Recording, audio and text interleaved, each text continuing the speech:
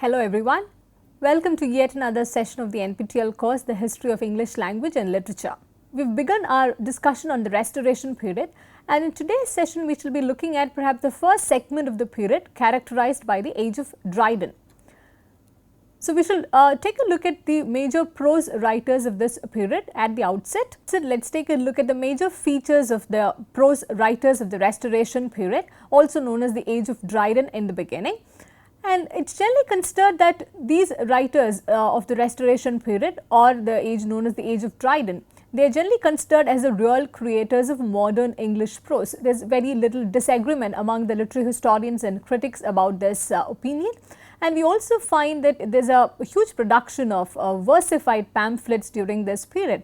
In fact, though there are a lot of prose discussions in this literary scene of England during this period, we find verse also being used as a vehicle of argument, controversy, and also personal and political satire. And also we begin to see that we do not find literature of the kind of Spenser or Milton during this period. It is more of a rational and more prosaic form of even poetic diction that comes into play during this period.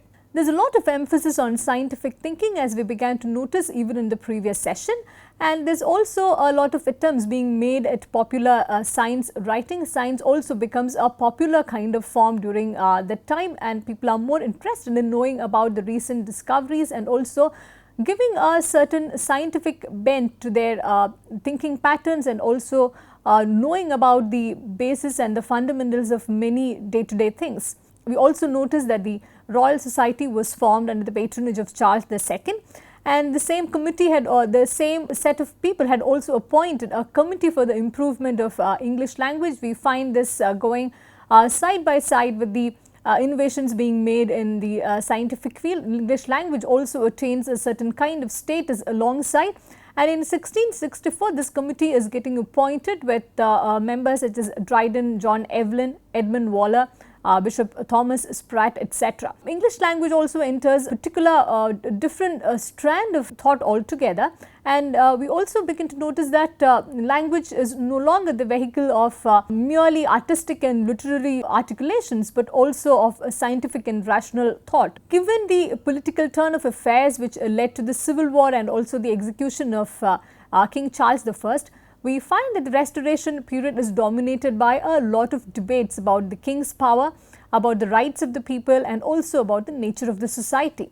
It is during this period we find discussions on English public sphere and civil society emerging to the foreground. There are a lot of political as well as philosophical debates about the contribution of each of these spheres to the general well-being of mankind in general. We also notice that the literary imagination becomes more contained and more closed in nature. So, there is a lot of focus on scandals, domestic troubles, and human relationships of those times, which we also noticed in the previous session. This also had led to a certain kind of topicalness in the articulations, which also led to a distancing from the posterity in terms of topics, in terms of personal affairs, etc. This period was particularly dominated by non-fiction prose writings. So, what were the various kinds of prose writings which were available during this period? We notice that essays and diaries dominate the scene during this period. There are a lot of discussions about the topical and familiar subjects in these essays, and we also find the diaries talking about the contemporary period and also giving a historical insight on the various ways of life and the political turn of events of those periods. There is also a set of newer kinds of genres in the form of epistles, and also texts which are written in the form of dialogues, which also incorporated a lot of debates of the political and social religious nature. There were also pamphlets and periodicals which dominated this period, and we also find a lot of writings of a personal nature. Such as advice essays, biographies, and this is the period when people also begin to form an interest in the way in which human mind functions, and so these personal writings do gain a lot of popularity during this period, and we find that this trend continues even into the later centuries. And there is a contribution of serious kind of writing such as literary criticism. This is perhaps the era which began to notice that criticism needs to be taken as a very serious affair, and also that this kind of informed criticism contributed much to the development of literature and also to the evolution of different kinds of art forms. We find history writing also reaching a different paradigm altogether. Two kinds of histories get written during this period, religious and political history, and however we also notice that literary histories begin to be written only at a later point of time, and in the 17th century we do not find any active contribution being made to the field of literary history as such. In newspapers and the pamphlets which were doing its rounds during those time, we find scientific material also being displayed as a news item, because there was a general interest in people in knowing more about what had been happening in various fields of especially in the newly emergent kind of disciplines in scientific rational thought. In terms of language and style, we find this period becoming more plain and direct in comparison with the earlier periods where a certain kind of rhetoric dominated the articulations, and we also notice that information begins to be delivered in an unadorned style, and this also is the beginning, as we noted at the outset of this lecture, that this also notes the beginning of a particular kind of prose way in which language begins to articulate its function.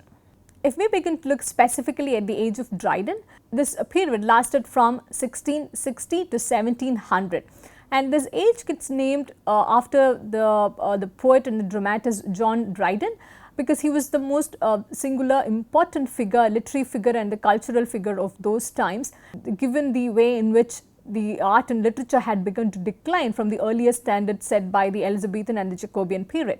Hudson talks about John Dryden as the greatest man of a little age, and he is in many ways considered as the one complete representative and exponent of the Restoration period itself, the period which lasted till the early 1700s. Dryden had two poets as his forerunners, mainly Edmund Waller and Sir John Denham, and they were also considered as the pioneers of the classic school of poetry.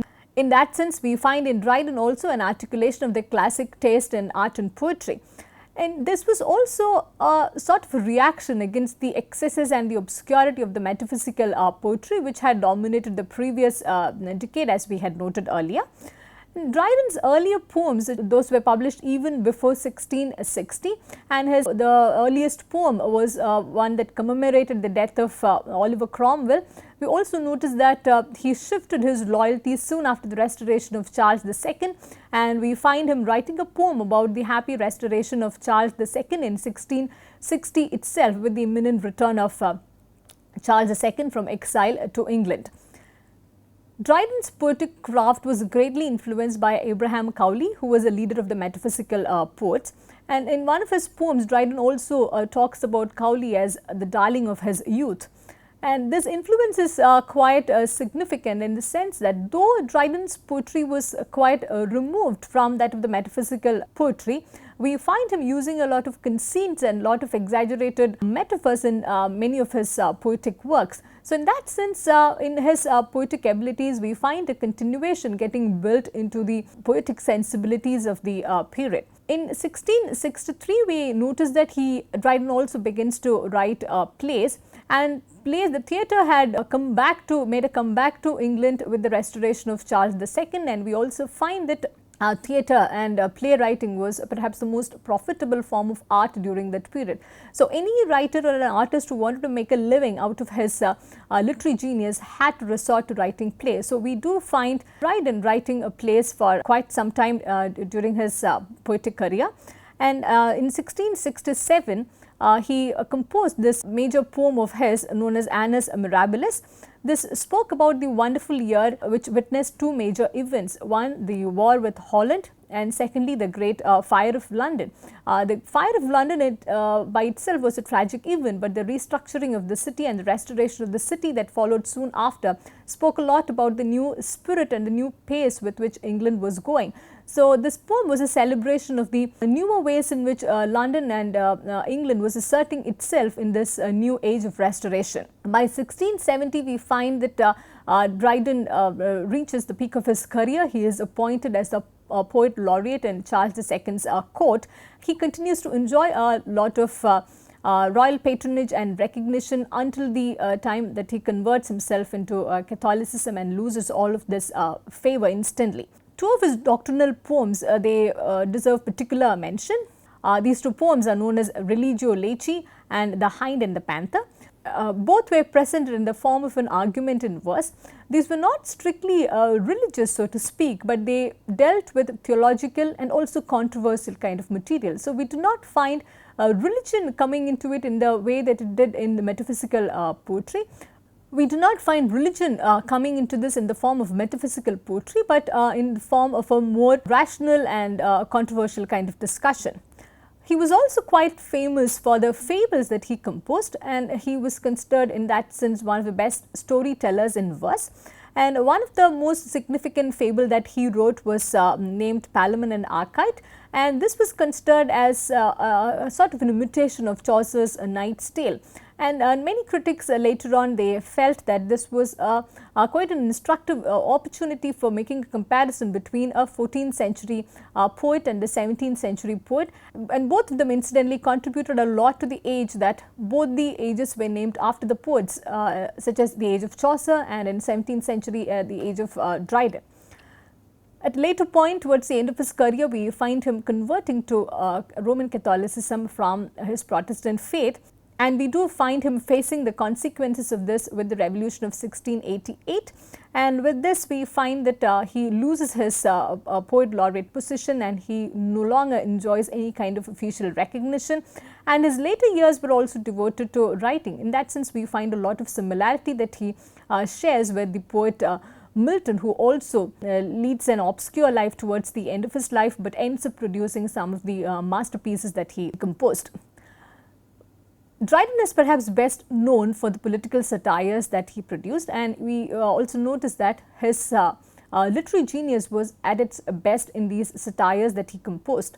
The best known work was Absalom and Achitophel, which was published in 1681.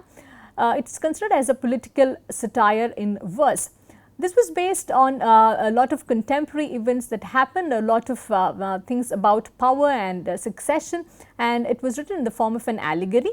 This was based on the biblical story of the rebellion of Absalom against his father David, and this in the biblical story we also find that the rebellion was instigated by Absalom's advisor Achitophel. So, in this poem, the role of Absalom is given to James Scott, the Duke of Monmouth. At this point, we also need to recall that Charles II did not lead a very honorable life in terms of his moral tendencies. We find him having a lot of affairs with the mistresses that he had. This was quite a condemnable thing during that period, and we also noticed that he had a lot of illegitimate children who were living in England and also in certain parts of Europe. So, in that sense, Duke of James Scott, the Duke of Monmouth, was one of the illegitimate children of Charles II, and he also enjoyed a lot of popularity in England during that period because he had done a lot of things for the Protestant cause. So, England being dominated by people of the Protestant faith, the popularity was much in favor of the Duke of Monmouth. And it is also important to remember that Charles II had no heir, and there was no one apparently who was ready for succession. So, and his brother James II, who could have perhaps become the next king, he was openly a Catholic, so he did not enjoy any kind of popularity either. At this point of time, we also find the Earl of Shaftesbury, who was also a close ally and an advisor of Duke of Monmouth. He brings up this exclusion bill in the parliament and ensures that James II will not be able to inherit the throne of England after the death of Charles II. However, history had a different turn of events, which we shall come back to at a later point of time. And by 1681, soon after the exclusion bill, we find the Earl of Shaftesbury also engineering another thing by trying to appeal for the legitimacy of the Duke of Monmouth. However, things do not go very well for Shaftesbury and Monmouth. We find that Monmouth gets caught preparing to rebel against reigning King Charles II, who is also his father. And Shaftesbury is also suspected at this point of time. We find him getting arrested and charged with high treason. So, in the poem we find Earl of Shaftesbury being given the role of Achitophel, and King David in the Bible is obviously Charles II of England. So, many who have studied this poem, and many literary critics at a later point, they also notice that there is a kind of way in which we find a lot of traces of Milton in this poem. We find Achitophel being modeled along with Milton's Satan in Paradise Lost, and this poem was a huge hit when it was published in the Restoration period. We find that this poem was published just a week before the Earl of Shaftesbury was tried on high treason, and this was a cause of tremendous popular excitement. However, he was later acquitted, but the poem continues to be celebrated as one of the best works by Dryden, and also one of the most popular satires of the period. Dryden continued to write more satires. The Medal was a further invective against the Earl of Shaftesbury. And there was another significant poem that he wrote, again a verse satire, which was named Macflecknoe. This was a poem in which he ridiculed this particular poet and one of his contemporary known as Thomas Shadwell. And Macflecknoe meant the son or the successor of Flecknoe. And Richard Flecknoe was a poet who was notorious as a bad poet during those times, and we find that this particular poet Richard Flecknoe, he had enjoyed a lot of bad reputation during those times. So, Dryden sort of plays on this very topical thing, and he uses this as a ploy to attack Thomas Shadwell, who is a rival of him, and also because he had responded to the Medal in which Dryden had attacked the Earl of Shaftesbury. So, the poem is also considered as quite humorous with a lot of scathing wit built into it. And in that he presents Shadwell as the successor of the kingdom of nonsense and dullness in prose and verse. And he is also treated with a lot of humorous contempt, which arguably the people during the time quite enjoyed as well. And one example would be, in the poem he talks about Shadwell as one who stands confirmed in full stupidity, but Shadwell never deviates into sense. Significantly, Shadwell was a poet who was already satirized by Andrew Marvell, and Dryden continues to play with the same kind of theme, and it becomes hugely popular as well. If we try to look at the features of Dryden's poetry, it's quite varied, and he is considered as a representative of the age. But there is also a general want of poetic qualities in him, because it was mostly intellectual, and we also find a manly vigor of style in his writings. He was also quite capable of producing satire and reason in verse, which is still considered as one of the most important qualities of his writings. And according to Johnson, he was also the founder of new versification. However, in spite of that, we do find that his poetry is generally seen as lacking in time when we compare it with the poetry of the earlier period. Nevertheless, he continues to stand tall as the most singular figure during the Restoration period. The other major poets of this period include John Wilmot, the Earl of Rochester. It's said that he was better known for his bohemian lifestyle that include drinking, a lot of love affairs, and also dramatic deathbed conversation, which was quite popular during those times. And in his poetic style, we find a combination of three generations: the influence of the metaphysical poetry, the Cavalier poetry, and also the Augustan poetry of the Restoration period. His best known poetical work is the Maimed Debauchee. It was also a self-directed satire, and many feel that in this work he had also anticipated the work of Alexander Pope, which we shall be taking a look at when we engage with the Age of Pope. Talking about John Wilmot, the Earl of Rochester, he was a very popular and quite a notorious figure as well during the Restoration period. He also was one of the important figures in Restoration drama. We shall be taking a closer look at him again when we talk about Restoration drama, and in particular the Restoration comedy.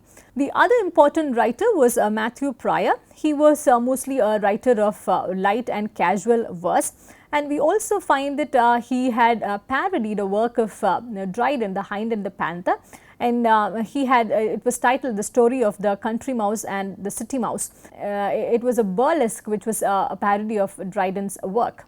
Having taken a look at the major poetic productions of the period, we move on to look at the major prose writings of this time. So, we begin looking at the major writings by John Dryden himself. He had mostly written essays and prefaces which spoke about the issues related to drama and poetry.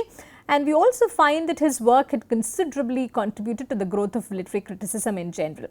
And he is also considered as the first modern critic after Philip Sidney. His major work, the Essay of Dramatic Poesy, in this work, he talks about the classical drama of the Greeks and the Romans, and also the neoclassical drama of the French and the romantic drama of English. And he also attempts a sort of comparison and tries to justify the use of rhyme in the place of blank verse. And he was the one he was the master of versification during that time, and we do find him not imitating the earlier stalwarts, but developing his own style and also his own theoretical framework for composing particular kinds of poetry as well as drama. And this work, the Essay of Dramatic Poesy, it was written with particular objectives in mind, one of them being to vindicate the honor of our English writers from the censure of those who unjustly prefer the French before them.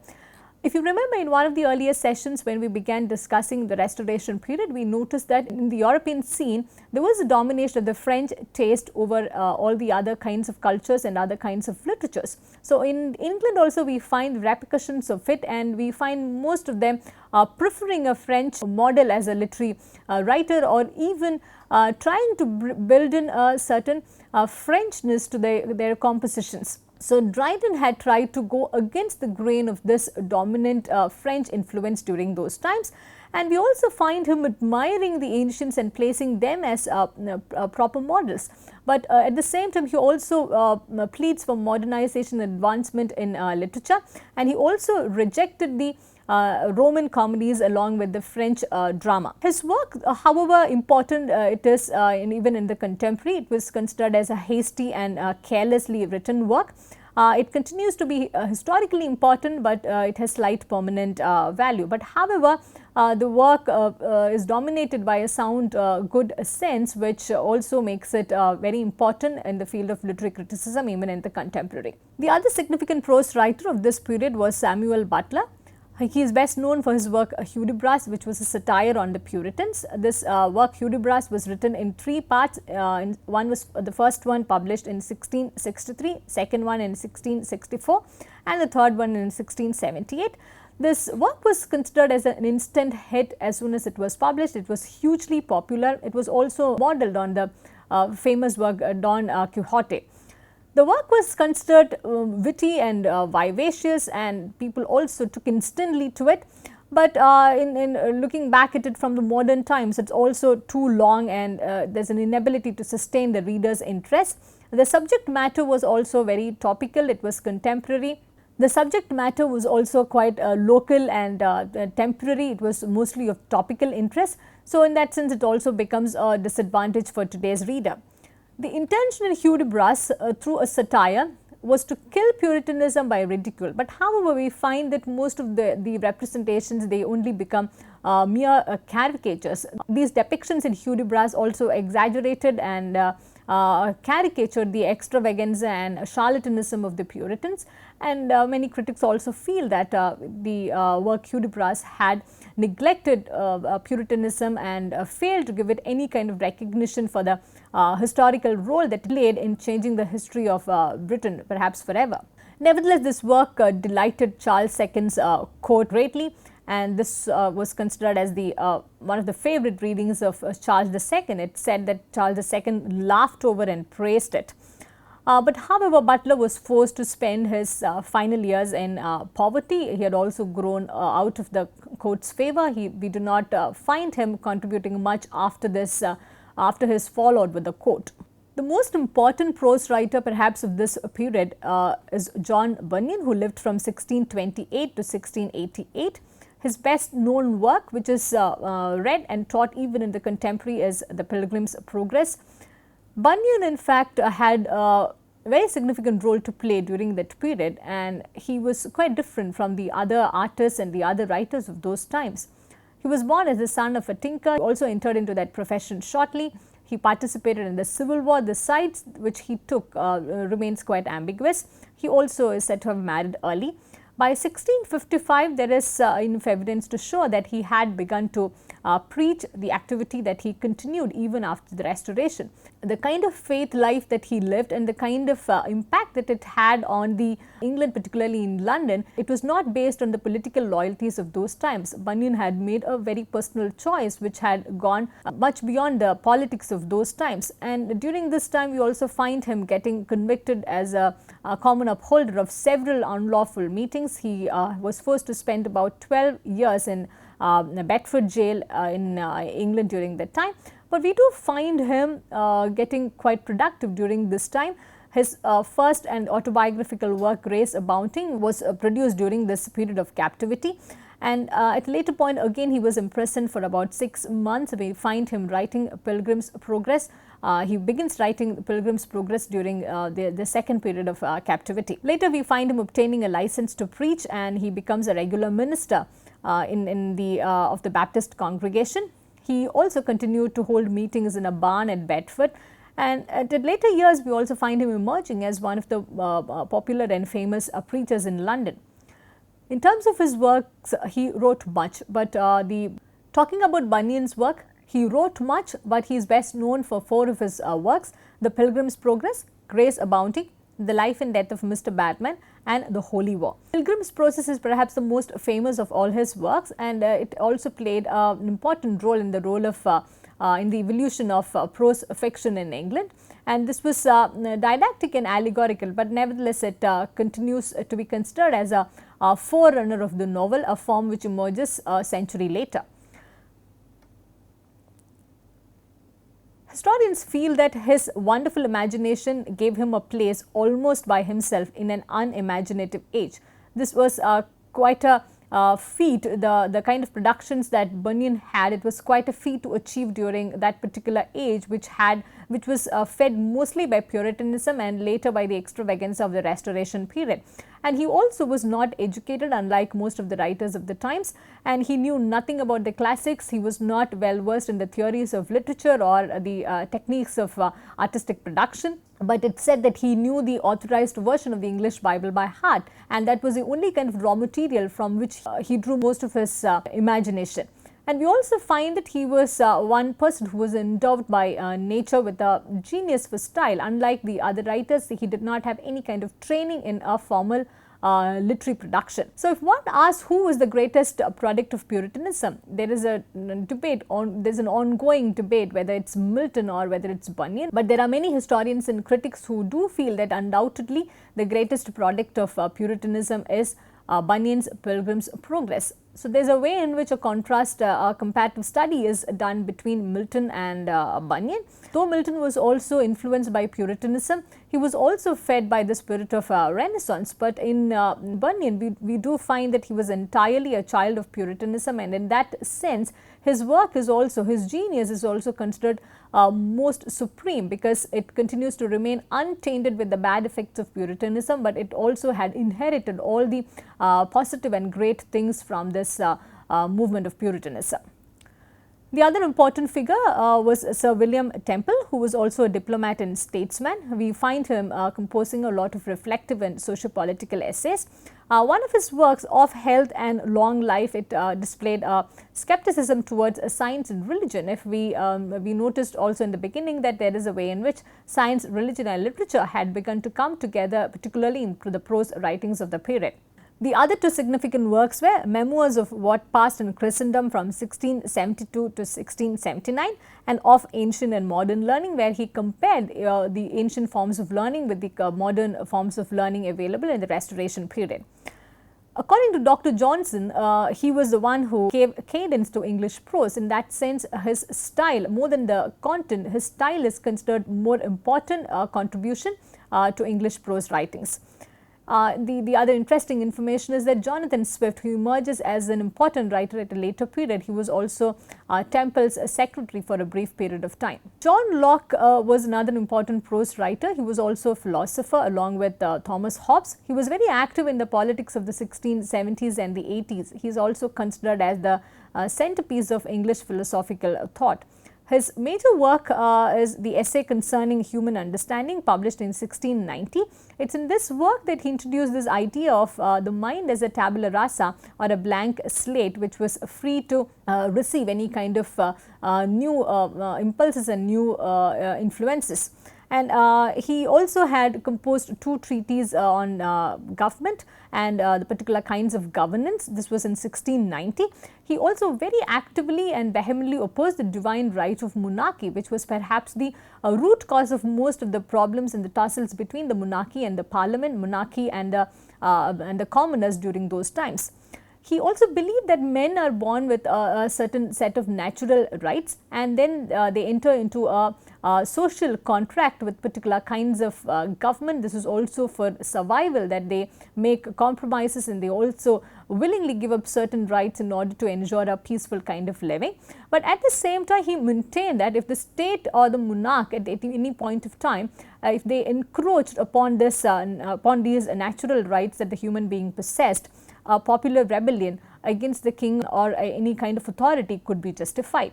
And this political thesis was considered very controversial during that time, but influenced the popular imagination in such a way that it continued to lay the foundations of many civil and political thoughts in England, and also later on in Europe in general. The other important prose writing figures included Thomas Burnet and John Tillotson. Thomas Burnet's writings were considered heavily pedantic, and he also had a bent towards natural philosophy. The 2 major groups of people who dominated the scene in London during those times were the Quakers and the Deists. The Quakers, they opposed any kind of institutional form of religion, and the important writers in this group were George Fox, William Penn and Robert Barclay. Their individual pieces, however, are not worthy to be mentioned over here.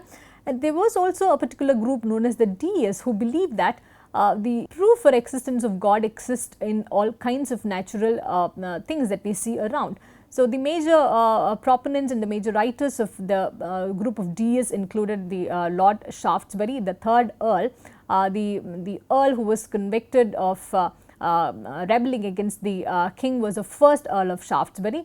This Lord Shaftesbury, the philosopher, is the 3rd Earl. Then John Ray, George Temple, the Marquess of Halifax. The works of the Quakers and the works of the Deists were very popular and influential during those times.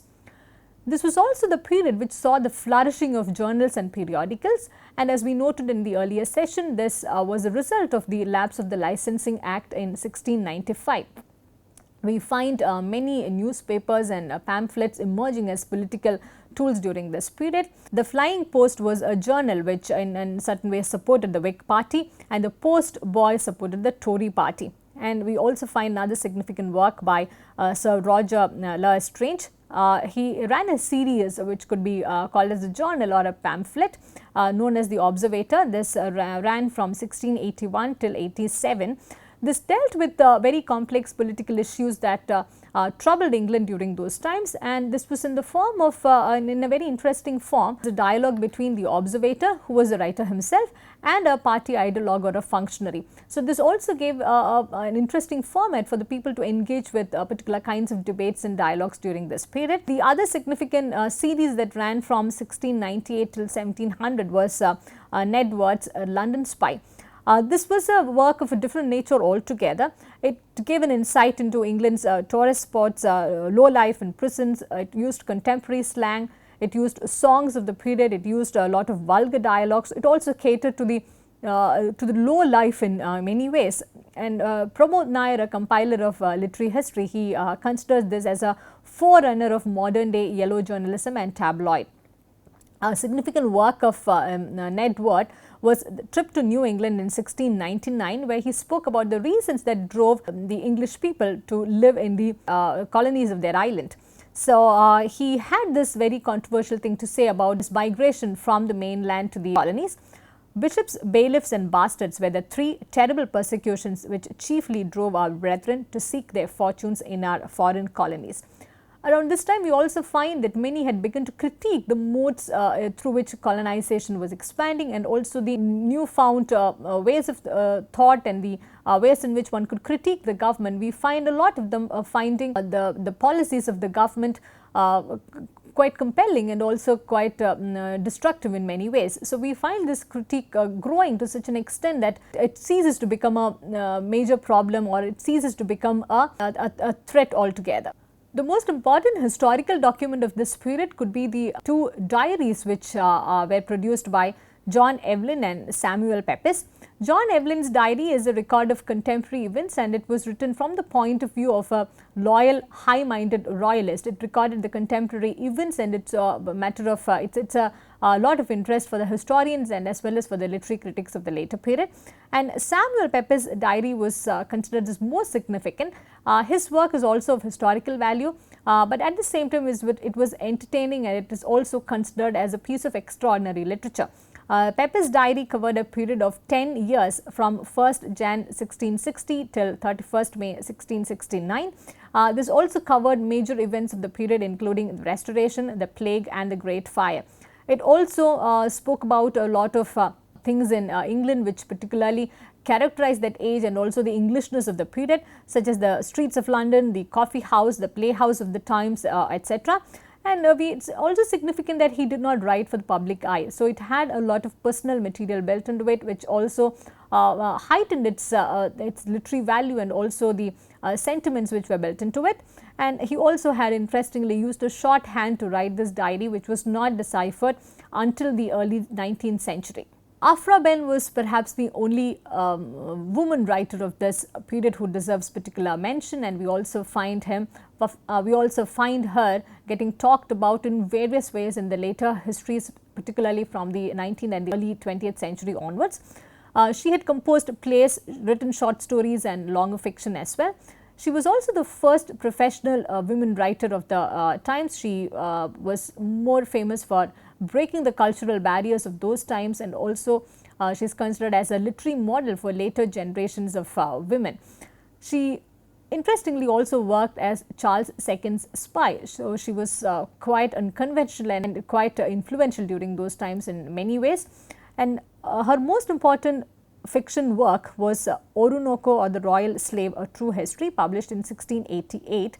This was a love story that reversed the colonial and European stereotypes of those times. And we also find in that a mix of travel writing, romance and historical fiction coming together. We also find in Ben's writing a sort of critique against the dominant tendencies of colonization during that time. And we also find these particular and significant references to the colonial white colonial masters as notorious villains. There is this particular passage where she talks about the white colonial masters as a group of people who understood neither the laws of God or man and had no sort of principles to make them worthy the name of men. We shall come back to discussing Afra Ben at a later point when we again talk about the Restoration drama, because she was also a professional writer and who could kind of secure a lot of success and a lot of professional attention through her plays as well. Her stature was of supreme importance that she deserved a mention at a later point in Virginia Woolf's A Room of One's Own. Virginia Woolf writes about her with this particular mention: all women together ought to let flowers fall upon the tomb of Afra Ben, which is most scandalously but rather appropriately in Westminster Abbey, for it was she who earned them the right to speak their minds. So, we wind up this lecture with this positive note for today, and in the next session we shall come back to take a look at the Restoration drama and in particular Restoration comedy of those times. That's all we have for today's lecture. Thank you for listening. Look forward to seeing you in the next session.